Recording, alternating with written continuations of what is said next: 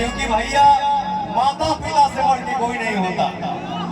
जिस नौजवान साथी के सर पे अगर माँ बाप का आशीर्वाद है उसको दुनिया का कोई ताकत दिखा नहीं सकता है।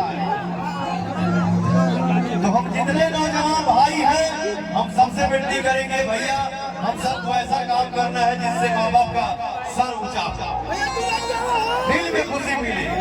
और इसके बाद जिन जना कहले बड़े कि 18 से 25 तक सब लफुए हैं, ये इस बार 2024 में इस चुनावी मैदान में और इस चुनावी सफर में 1 जून को आपको दिखाना है कि नौजवान हमारे लफुए हैं या नौजवान हमारे देश की शक्ति है। हमारे भाई हो हमारे माई हो पवनवा के संसद बना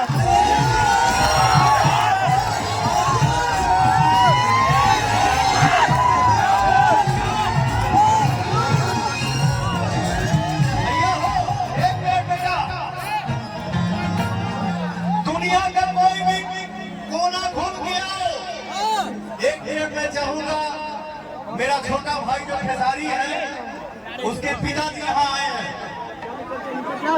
मैं चाहूंगा मेरे सामने चाचा 2 शब्द बोले। जानते हैं चाचा हमको